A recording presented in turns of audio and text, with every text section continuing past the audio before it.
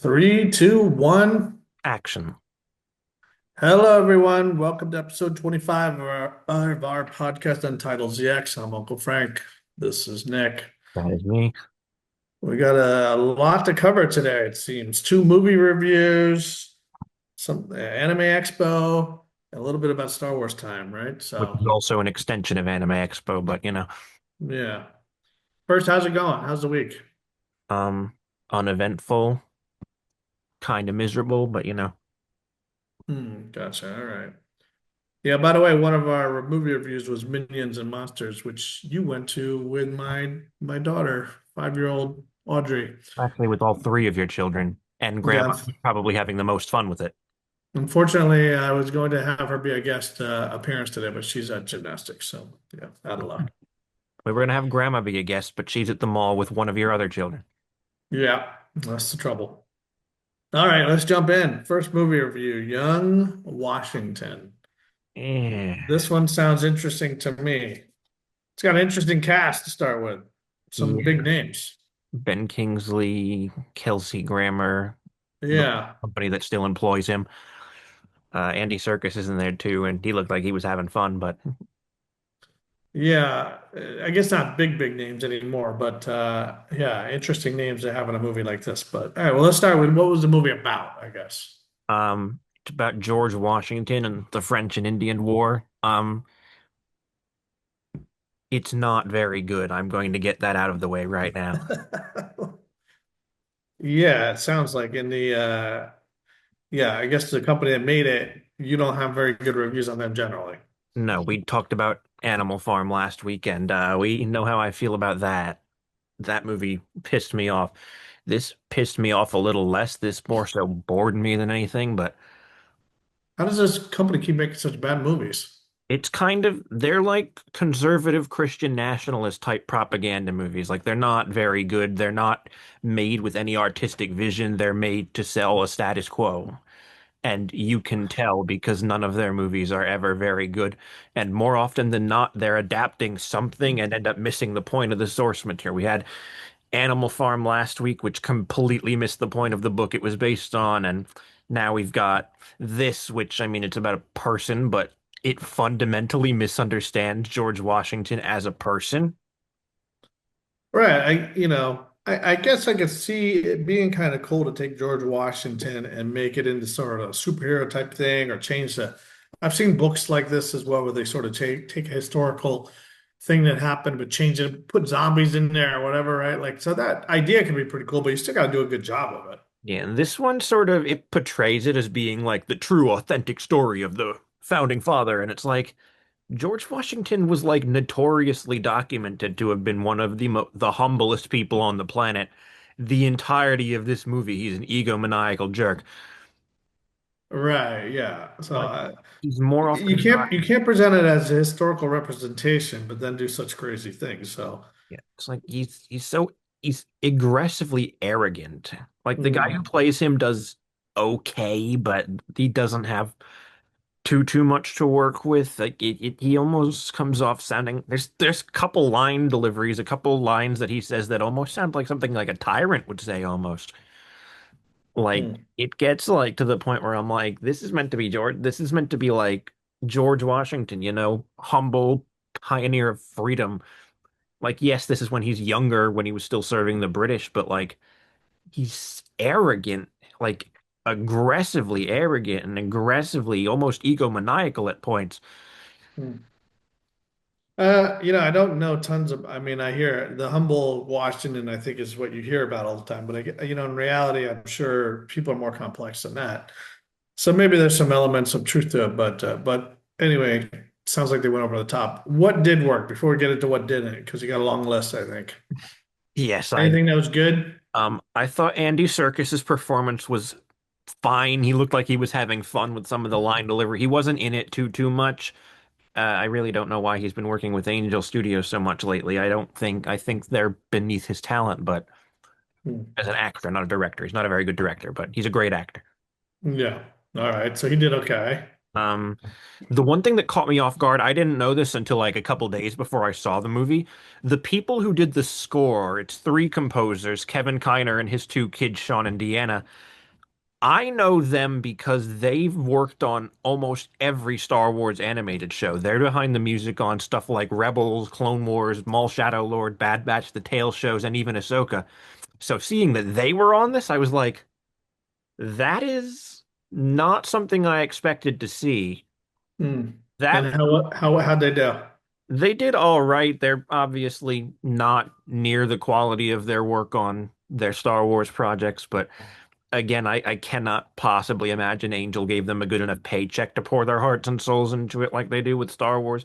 I actually noticed because I they haven't Kevin Kiner's two kids share a Twitter account and they always are hyping up their new projects and stuff. I've seen them not talk once about this movie. They've went Hmm. like nuts talking about like Maul Shadow Lord when that was airing or Bad Batch back when that was still airing. But this, not a peep. So not that proud of his work, maybe. No, not particularly. Okay. Any other good things? Um, I thought the gun sounded cool. It's not really a story thing, but it turns out 18th century firearms make cool sounds. Or so we think, I Or guess. so we think. Yeah. Whether or not they're all accurate, with this movie, I'm gonna say probably not. All right. We got a long list of what didn't work. Yeah, Where there's should we not. start? Where should we start? Um, they used AI on this a lot Yeah. to touch up shots. It's Mhm. noticeable. It's like obtrusively noticeable. There's so many shots that are just so wonky looking because they had to use AI, and we like this isn't just speculation. They straight up admitted to it in the credits of the movie, Hmm. which not How do they admit in the credits? They say this movie used AI? there was something that said like AI like credited whatever software they used in the credits. I didn't stay through the actual credits because I needed to get out of Hmm. that theater as fast as possible because I was surrounded by perhaps the most obnoxious group of people on the planet. That doesn't make the movie any better. Yeah. Yeah, this is the kind of movie that's specifically targeted to draw out like the worst people on the planet, and you want to like not be in a room with them for 3 hours. Yeah. People applauded at the end of it, and it was ridiculous. But I was like, why are we clapping? This was not good. Why are we applauding? It's like, have you guys not been to the movie theater since the 2016 election? Oh, yeah. All right. So AI, no good. It'll be curious to see if you ever see AI used well, but I guess we'll see. Never. It's never going to be used well. There's no amount of computer, like no amount of computer brain generated imagery is going to be better than anything designed by a human, even computer generated stuff, because that still has to be meticulously modeled by a human being. It's not just an AI brain just scourges the internet and throws everything on top of each other in the hopes that it'll make something marginally cohesive. Yeah. All right. What else? Um, the guy who played Washington was fine. There were a couple moments I did actually like with his performance, but I don't think he did well in some of the more intense, more dramatic sequences, especially in the third act when it got like obnoxiously action-packed for some reason. Hmm. Like, why is this so aggressively action-packed, and why is the action bad, and why is he bad at it? Okay. A lot of the other like supporting actors weren't that great, particularly Mary Louise Parker, who played Washington's mother. She did not. She felt like she was phoning it in, like bored out of her mind every line. Like you have moments that are supposed to be emotional and powerful, and she just sounds bored out of her mind. Oh man. I don't know what I've seen her in lately. It's been a long time since she was in much. Yeah, I know I'd heard the name, but I'm not overly familiar with her, I feel She was like. big back in the 80s, I know. Yeah, she was phoning it in the entire time. I mean, I'm telling you, she sounded bored out of her mind. She looked bored out of her mind in all of her scenes. Yeah, what else?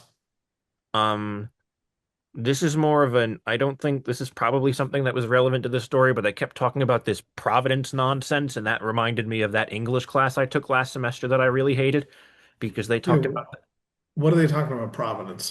The city?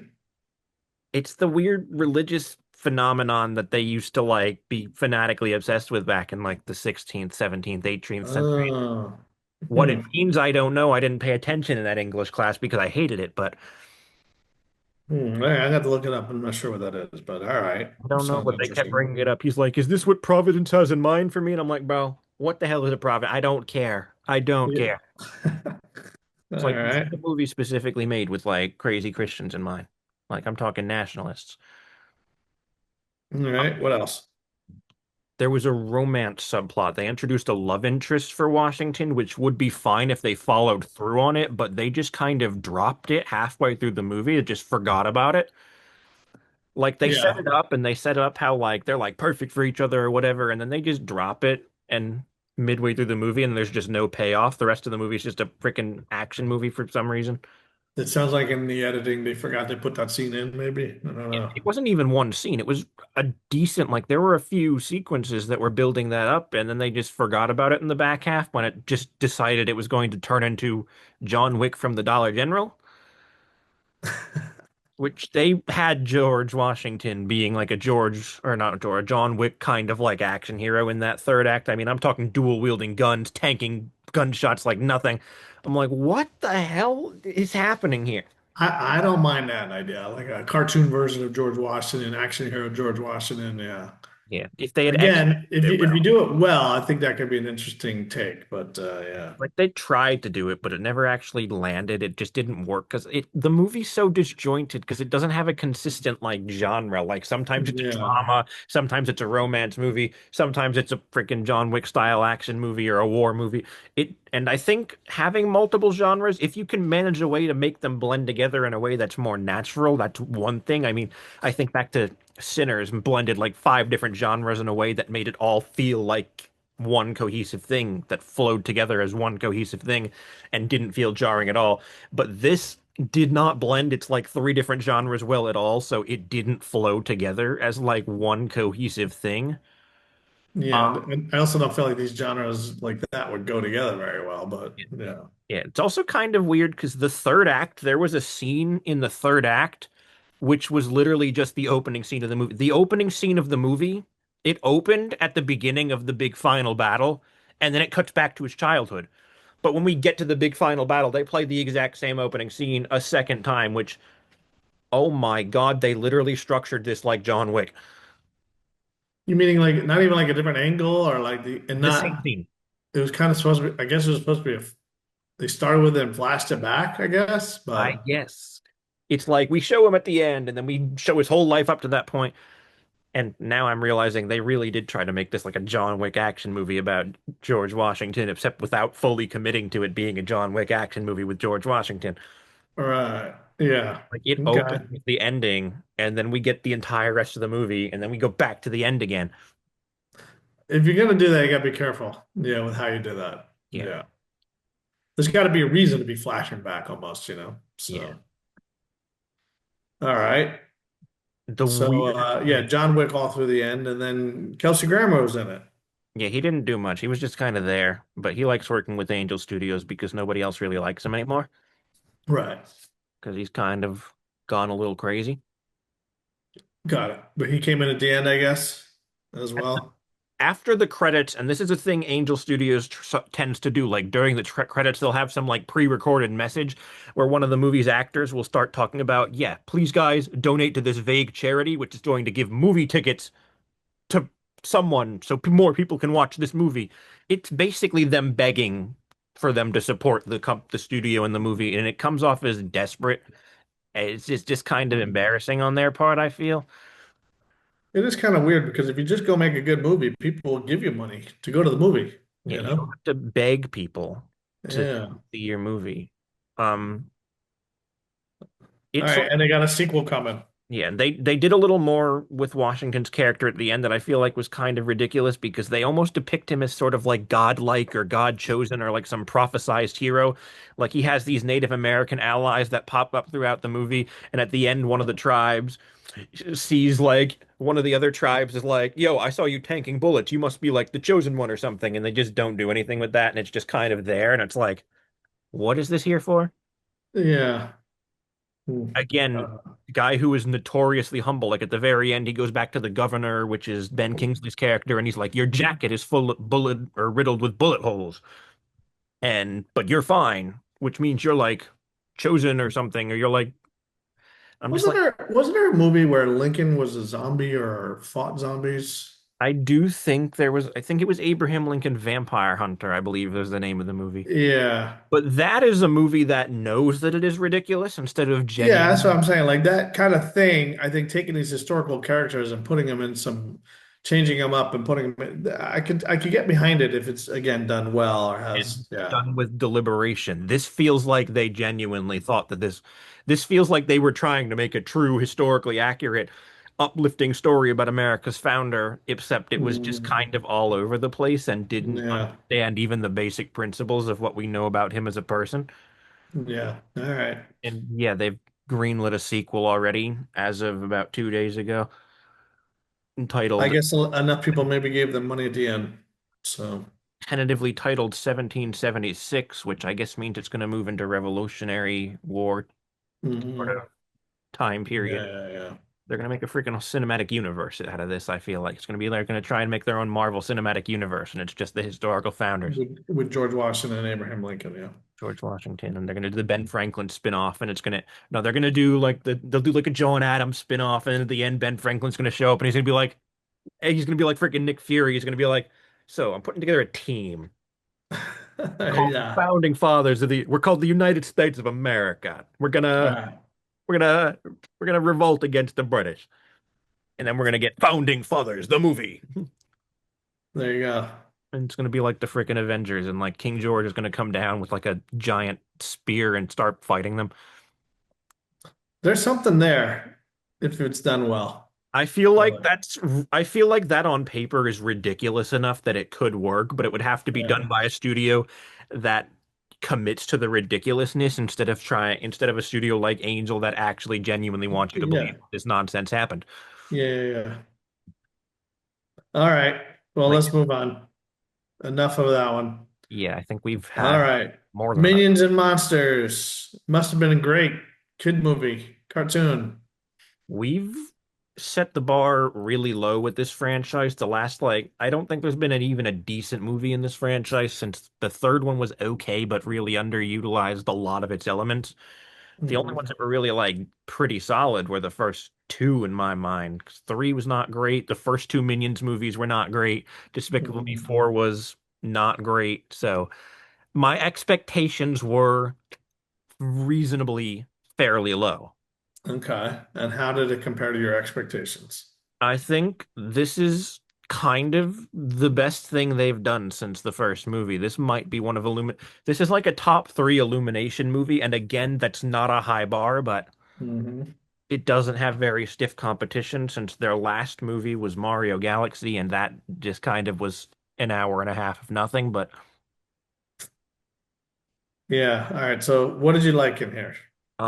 this isn't a direct sequel to the previous two Minions prequels. This is chronologically the earliest film in the Despicable Me franchise that Hmm. follows sort of a different clan of minions from the one we saw in the first two movies with Kevin and Stuart and Bob. We don't see those guys. I mean, we Hmm. do at the end, but in the main sort of group, it's a different clan of minions that have been around and must have gotten, I guess, separated from the clan we saw in the first two Minions movies. Hmm. So they don't speak French or No. some version of French. Well, they speak the same language. I actually think Mignonese is more derived from Spanish, which was noticeable in this film. There were quite a few terms in their Minion language where I'm like, that's actually straight up just Spanish. It makes you wonder who comes up with these languages. They've got dialect coaches and people who are like specifically trained to create fictional languages. More often than not, most fictional languages are derived in some way from real languages. Again, you can tell that Mignonese is, and I feel like I noticed it more this film than any of the others, but their language is very heavily derived from Spanish. I thought I heard a lot of French last time, but maybe it's Latin. Maybe it's more Latin than anything. But Maybe because I particularly noticed like every time they're like affirming something, you hear them say "si, si," yeah, or even I heard the word "aquí," which is Spanish for here. well, it could be because Spanish and French and all those all came from Latin. So yeah, Or maybe. maybe it's just derived and different. Maybe different clans have versions that are closer to Spanish or closer to French. Maybe the different tribes of minions or whatever have more. I guess when we start delving into Minion history, we'll learn more about it. But all right, well, Honestly, what was this movie about generally? this movie, the main three minions, James, Ed, and Henry, are sort of outcasts. I think it was Henry. It might have been Henry. I don't know. I think it was Henry. Mhm. James is the main one, and these three are sort of outcasts in their tribe, where all the other minions in the tribe are like, yeah, we're gonna find the evil master, we're gonna find our evil master and serve a villain because that's their whole deal. Mhm. But James does not have any interest in that whatsoever, and the leader of his clan, Dick, is kind of in, well, for lack of a better term, he's a dick. Um, that's his name. And Yeah. yeah, that's a pretty accurate descriptor of him. They make that joke. That's actually they make that joke a couple times where he Mm. introduces himself as Dick, and then someone's like, "Ah, Richard," and he's like, "No, no, Dick." Right. I'm pretty sure they made that exact joke in the last like major Scooby-Doo movie as well. Mm. But this whole All right, so this thing, guy James, he's the main character. yeah. But these three are sort of outcast. James is an artist, a storyteller. He wants to tell stories. He wants to make art. And Henry is all in on his thing. He's all in Mm. with him. And then Ed, well, Ed just can't speak. Ed's whole gimmick is that he's mute, so he speaks in sign language instead. Um, Okay. so James, we follow them throughout history at the beginning, but we sort of emerge with them following a train chase in what looks like the Old West, but we soon learn it's not actually the Old West, but it's a 1920s film set. Mm. The main Okay. the main events of the film take place in the 1920s in sort of it's an homage to like classic like early Hollywood, early cinema, like pre-Hollywood cinema. We meet they meet this director who is voiced by Christoph Waltz. They've got a big cast in this movie actually, bigger than they usually get. Because they've got Christoph Waltz in here, Jesse Eisenberg's in here, Allison Janney, Trey Parker returns as a different character from his last character in this franchise, but um it's sort of it's a love letter to classic cinema. Like you see references to like the very first motion picture with like the horse moving. I don't know Hmm. the name of it, but the running horse thing. That's like Yep. the first moving image that sort of birthed this entire industry. You have Hmm. references to like the Wright brothers and Georges Méliès, and hell, you even see Orson Welles in the background of a frame. That's cool. Do they and do they try to repeat famous movie views or shots? There's homages in the opening scene. In like the opening credits, you see a lot of homages to like early like 1890s, 1900s, 1910s pictures. Hmm. Like they address a lot of the history in that era. Like you see them making films and you see like the guys, the Bright brothers who are the parodies of the Wright brothers, and they're both voiced by um Jeff Bridges. They're both voiced by Jeff Bridges. Huh. There's a scene where they come into the studio and they're just like our investors just had the greatest idea and we're going to start introducing it in all movies. They're going to make the movies have sound. So it's like we're in the era where they're just starting to introduce sound to film. Yeah, yeah. And so the main premise is Hollywood is where James, like, this is like, he feels like this is the culmination of his entire existence, is he's found his purpose. But Okay. the other minions are like, no, we've got to find an evil boss. But James Got is like, no, I'm gonna make a movie. And so him, Henry, and Ed stay back with this director guy with Christoph Waltz's character, and they're like, yo, they want to make a movie with monsters. And they remember they have this book of monsters they got when from one of their old evil masters who was like a freaking dark wizard who they accidentally got killed. But as they, as they do, as as they do. they do, they accidentally get their evil masters killed. Yeah. And they can canonically they're responsible for killing Dracula and Napoleon Bonaparte. Yeah. But yeah, they got their him killed and they have but they've been carrying his like monster summoner book for centuries at this point.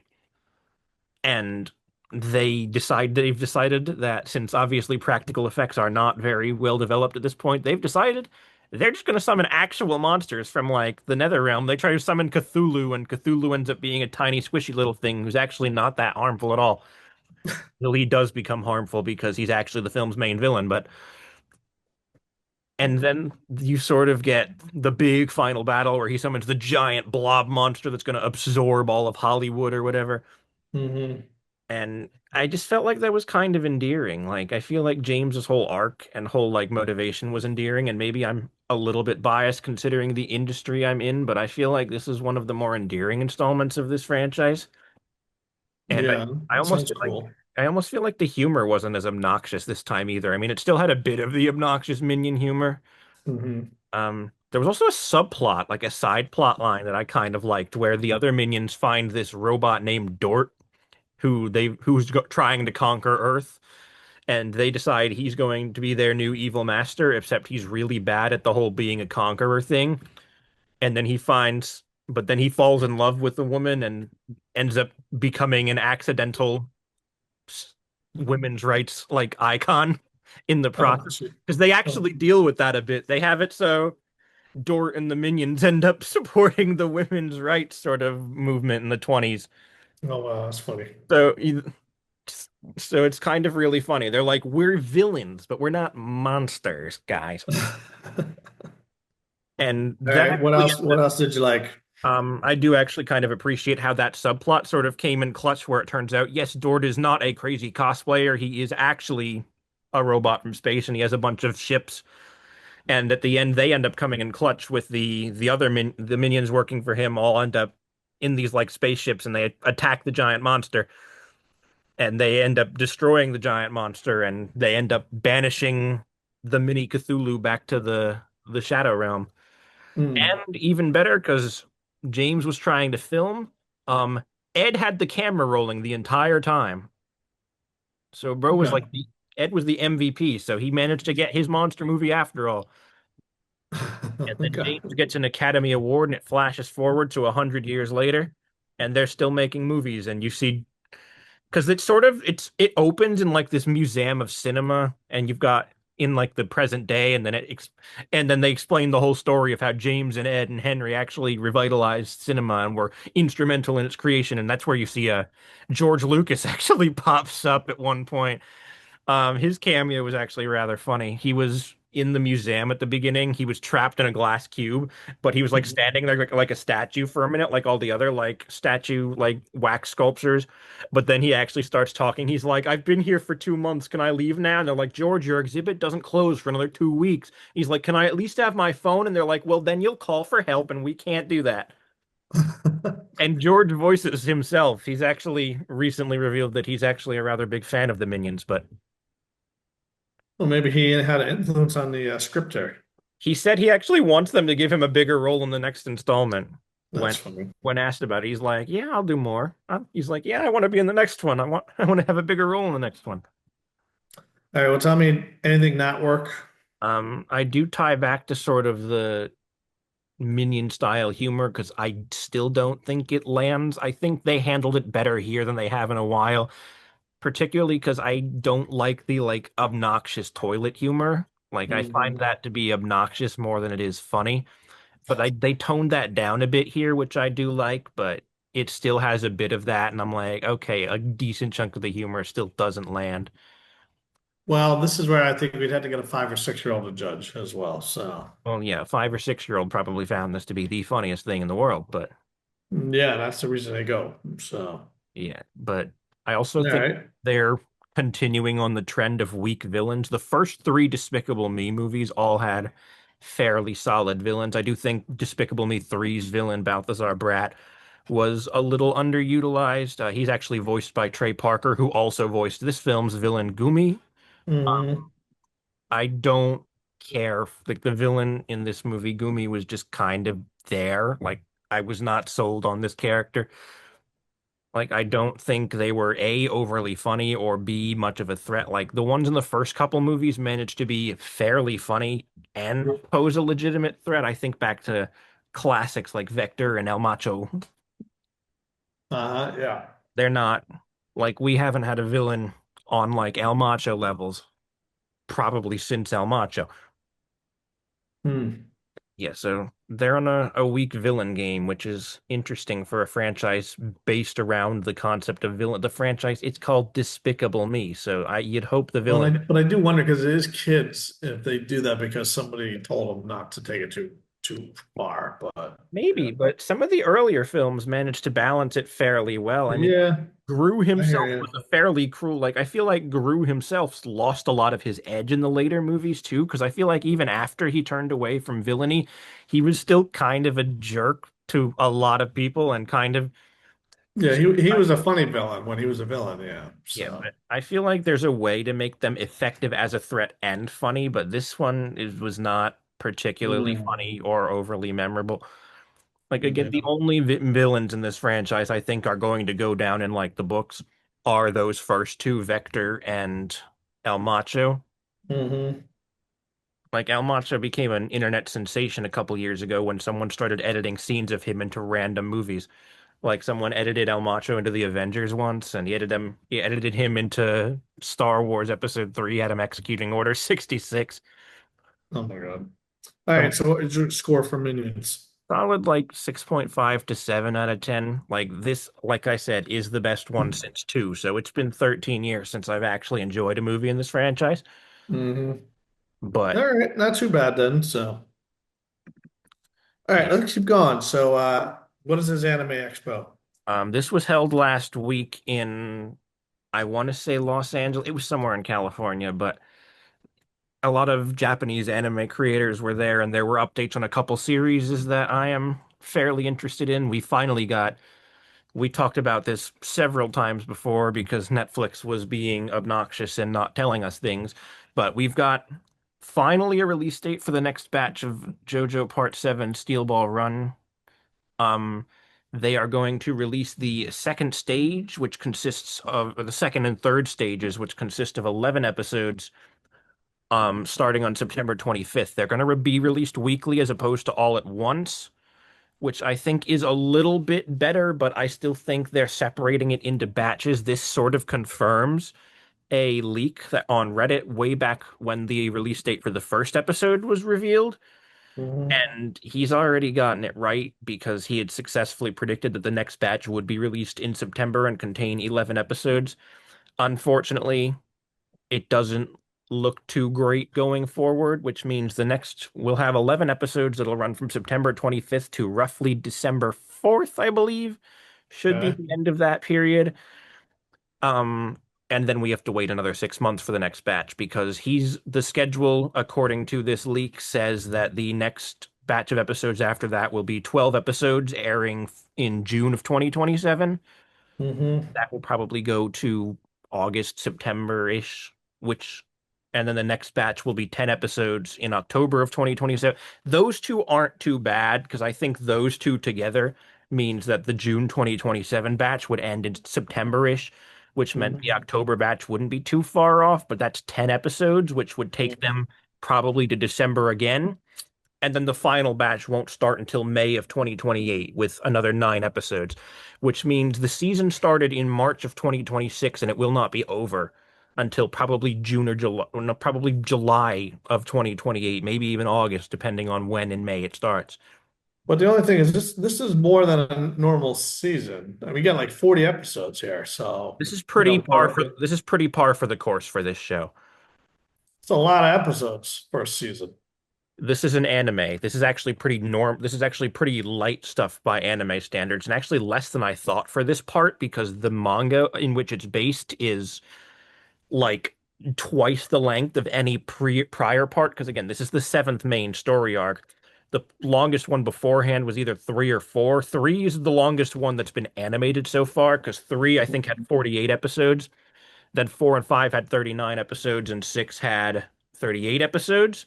Hmm. This being the longest one or close to the longest one is pretty kind of expected. I actually think I thought it would have been longer because of how long the manga it's based on is. How long is each episode? About 20 minutes usually. So that's half hour episodes. Yeah, it's like 25-minute episodes. The first episode was a double length episode, but everything else is going to be probably 25 minutes each, since that's Yeah, the all norm for right. this show. That's quite a bit of material. So yeah, all right. There's probably over 20. It's a probably I think there's a total of over 2,000 pages throughout all of the manga. Yeah, all right, that's a lot to cover. Yeah, and they revealed a couple of character designs for some major characters who are going to be introduced in this batch of episodes who are going to be major recurring characters. We've got the character, some of their names sound ridiculous. One of the characters' names is Hot Pants, Nice, love it. which is ridiculous, but it is called JoJo's Bizarre Adventure. That is kind of par for the course. Hmm. Ridiculous name. They had a character named AC/DC once, so Like it. after the band. Nice. The Yeah, guy, love it. the writer of this series actually really likes a lot of like he's a Japanese guy, but he likes a lot of Western music. So he's had references to Mhm. like Queen in there. The main villain of Part Four's main stand ability was called Killer Queen, and it had an ultimate ability called Bites the Dust. Nice. Love the references. Yeah, there's lots of references. There's been a lot of more modern ones. In the later parts of the manga, he's been using a lot of Lady Gaga songs apparently as references, but Nice. we've got Hot Pants will be voiced by someone named Yoko Hikasa. Another recurring supporting character, Mountain Tim, will be voiced by, I'm not even going to try to pronounce that, but Yeah. name's, I think, Tomoaki Mano. I probably pronounced that horrendously wrong because these are all the Japanese original language actors, not the English dub actors. Hmm. And we also got our first look at the part's main villain, Funny Valentine, who he had two different designs throughout the part. When he's first introduced, he's actually fairly obese, but later in the part, he slims down, presumably because he awakens his connection to his stand power. His stand is called Dirty Deeds Done Dirt Cheap, Nice. All right. referred to D4C for short. Yes, that is where I got most of my social media names from. But his voice actor is actually an interesting choice. He's being voiced by a guy named Tomokazu Sugita. I probably pronounced that wrong too, but Sugita actually previously voiced Joseph Joestar in part two Battle Tendency of the series way back in 2013. So he will have played both one of the main characters of a season and one of the main villains, which is kind of interesting. And it's not unheard of for them to have recurring actors. Like I'm pretty sure the guy who voiced Diego Brando voiced a supporting villain in part five as well. So we see a lot of sort of recurring voice actors in the show or people with multiple roles. I feel like voice actors do that generally anyway. They go from role to role. Yeah, that makes sense. All right. So starts in September. So Yeah. I guess when that comes, we can do some reviews about how this going, the Yeah, I'll series. probably cover it. We'll probably cover it on a week-to-week basis, akin to Maul. Either that, or we'll do what I did with Invincible and just cover the whole season. I think doing it week to week will probably be better because we'll be able to sort of add more content to pad the runtime. Yeah. All right. Sounds good. Um, All right. Let's keep going. Let's move over to Star Wars time. We got some news. yeah, we're technically still on Anime Expo because this was Hmm. something I've been waiting a long time for. They announced this back at Star Wars. So they announced the show for the first time at Star Wars Celebration in 2025. Hmm. Star Wars Visions presents The Ninth Jedi, which is a follow-up to two individual shorts from Star Wars Visions, Season 1, Episode 5, The Ninth Jedi, and Season three's follow-up episode, Child of Hope. Um, they take place in a far future version of the Star Wars galaxy where the These Jedi came out or they just announced they're gonna come? the two existing shorts are already out, but the thing they're doing with Visions, because Visions is an anthology series where they shop, it's not animated in-house at Lucasfilm. They shop it out to various, for seasons one and Yeah. three, it was entirely anime studios, but for season two, they did more international studios. But they're Hmm. all shopped out internationally to international studios, and The Ninth Jedi was are probably my favorite of the season one episodes. But last year, when they officially announced the release date for Vision season three and showed off like footage and detailed some of the shorts that were coming, they also confirmed that the Ninth Jedi episode would receive a follow-up short in the third season, which premiered last fall, and that in 2026, which is the year we are currently in now, they would release a Star Wars Visions Presents The Ninth Jedi, which is going to be a full miniseries with 8 episodes that's going to follow up on it. Because a lot of the individual shorts and visions feel like they could serve as pilots for longer shows. And there's Mhm. already rumblings about other ones. There's actually, for a while, there's been a rumor circulating that another miniseries, Star Wars Visions Presents The Duel, could be coming out next year following the season one episode, The Duel, and the season three episode, The Duel Payback. And actually, I know this is kind of all, I'm kind of a little disjointed here because I haven't really talked about the trailer yet, but there's another Visions Presents rumor, um, that surfaced just yesterday, um, in which from notorious Scooper Fives Walker on Twitter, who has a fairly reputable track record. We've discussed some of their information before.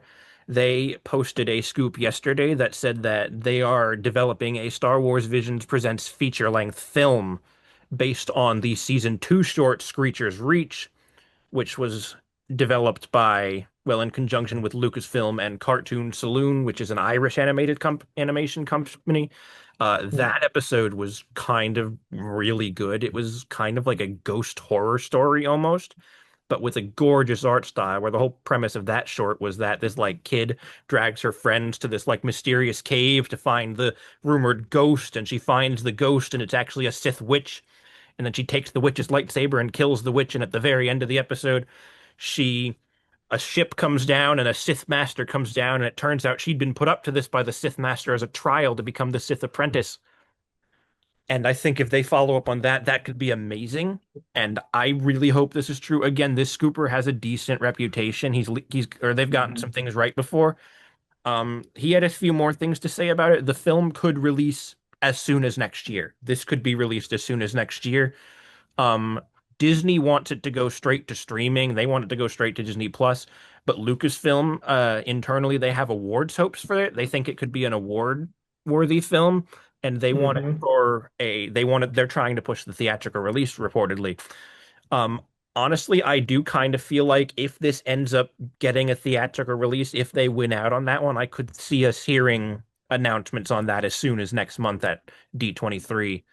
Wow. D23, I think, will be a big deal for Star Wars because this is the first year under new leadership, and reports have said they want to sort of start with a bang. So I think we're going to get a lot next month, and we'll cover it when we get there. But sorry, I jumped around. How are they doing this with the visions though? Because if they have like the Ninth Jedi and the follow-up is Child of Hope 2 seasons later, does that mean from episode to episode they don't have anything to do with each other?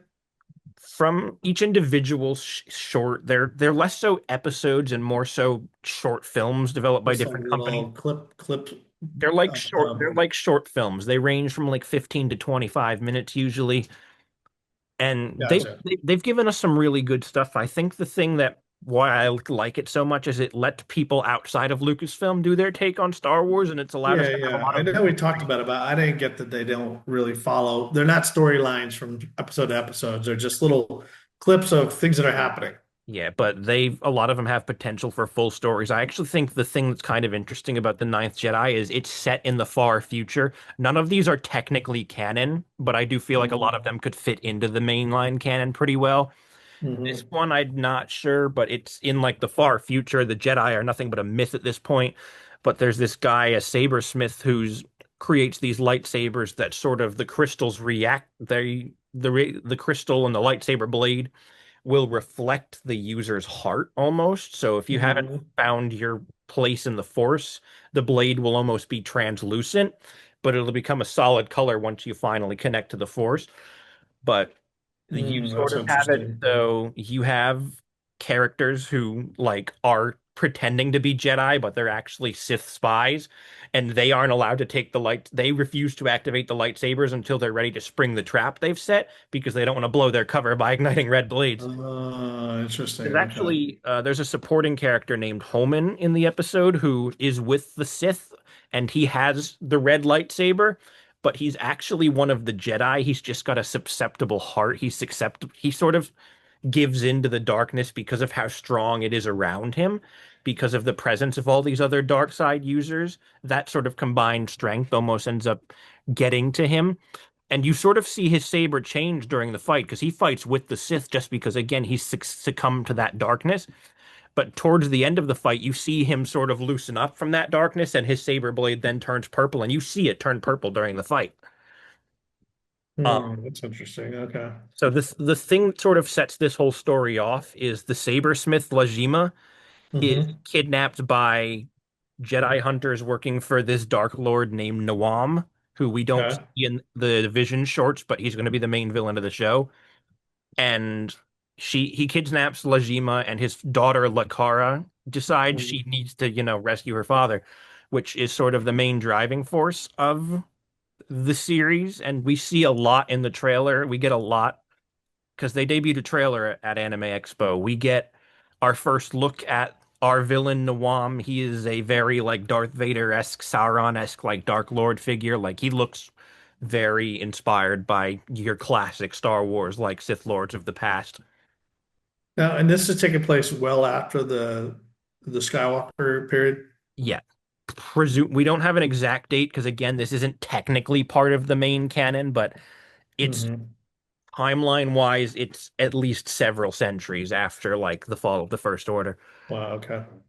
Um, I think this Nawam character is interesting because we see a lot about him. We think he's like this Sith Lord, but in the trailer they show him igniting his lightsaber after he like reiterates what we already know about the lore in this particular version of the galaxy with the lightsabers reflecting a Mm-hmm. user's heart. You see him Yep. ignite his lightsaber, and this caught me off guard. And I kind of wish they'd save it, didn't show this in the trailer and save it for the series.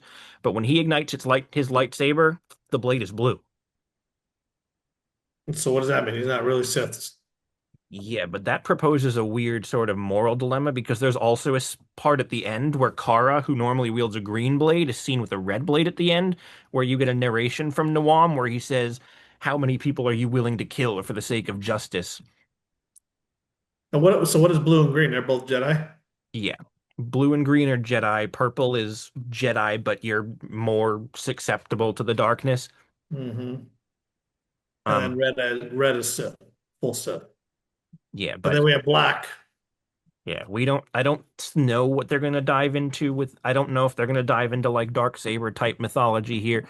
Mm-hmm. Because again, the Gotcha. lightsaber mythology is a little different than it is in like the main stuff. Mm-hmm. The interesting thing here is at the end of the trailer, we do see someone ignite a lightsaber and the blade almost solidifies, which is, Yeah, because you would think technology starts to change a little bit in some ways over yeah, 2 centuries later. yeah. But it seems like the Jedi are like a myth. It's almost like post-apocalyptic, like it's a period of chaos almost. And Right. Nawam is building a kyber crystal powered super weapon because, of course, he is, because it's Star Wars. You have to have a wannabe Death Star.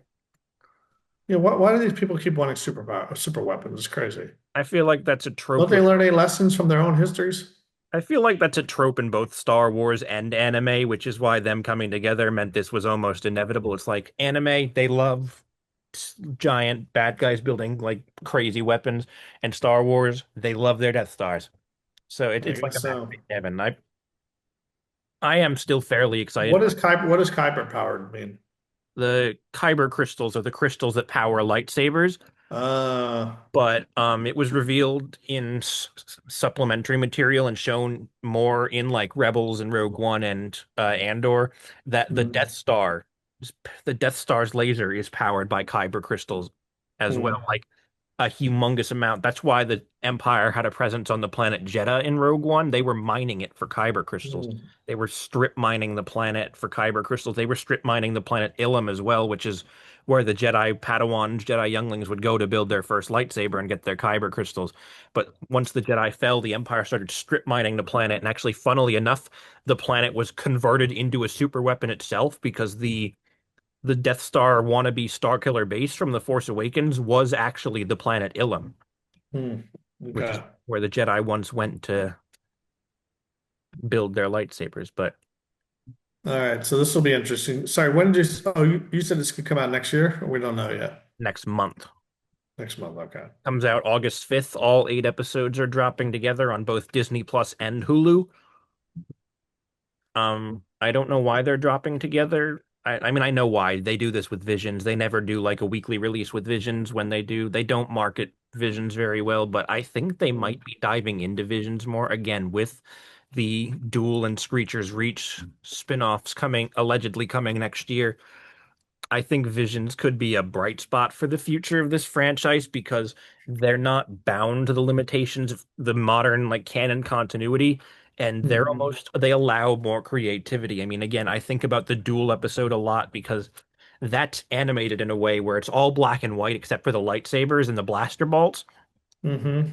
Like it's animated in a way that it's framed in a way that it looks like the old samurai movies of like the 50s. Hmm. All right, so it should sound pretty interesting. So yeah, I guess we'll see where they go with these lightsabers and what it means for the characters. So Yeah. Speaking of Star Wars leaks and scoops, back to earlier actually. I'm not going to go into detail on this now because there's a lot, and we're going to save that for next week. But notorious Star Wars leaker making StarWars.net, who has not posted in over 2 years now, recently oh resurfaced with a lot of details on next year's Starfighter movie. wow, okay. And the scooper I was talking about earlier, Fives Walker, also provided some additional stuff. And again, they've been proven correct before. They got details about Maul, Shadow Lord, and the Mandalorian and Grogu right months in advance. So I'm willing to put faith into this source. At the I wonder time, yeah, I wonder where they get their sources from. So there's a lot of people that get random sources before. Like I know someone who's got, I have an online friend who knows someone from Lucas, knows someone who works at Lucasfilm. So. yeah, I was gonna say they have to know people that work at Disney or Lucasfilm. So yeah. We're gonna break down those Starfighter leaks next week. Again, Okay. I was gonna put them this week, but I realized there's literally so much that it would make the episode egregiously long. And Yeah, we have covered a lot. So all right. So next week we'll talk about Star Wars Starfighter. What movie are you seeing next? the new Evil Dead movie, Evil Dead Burn. I have not seen most of these movies. I've seen the very first one, and that's it. Although I'm gonna try and watch the second one either tonight or tomorrow night. Mm, Um, okay. yeah, but And then something else. We'll see, I guess. I think we might do a Spider-Man movie, like top five Spider-Man movies, because the new one comes out in a Yeah. couple weeks. When So does the Odyssey come out, by the way? I've been seeing all this stuff with Matt Damon. July 17th. So that will be not next week's episode, but the following week's. So it comes out next week, not this coming weekend, the following weekend. All right. That's going to be big. Yeah, Yeah. So we're were obviously you going to able, discuss were that. you able to get tickets to IMAX already? Yeah, I got those a month ago. I got them the day they went up. I was not waiting for fate to betray me. Gotcha. All right. Yeah, that's going to be a good one. So, all right. Well, I think that wraps up everything for this week. So, Yep, that does in fact. all right. Well, then I guess that's a wrap. That is in fact a wrap and cut.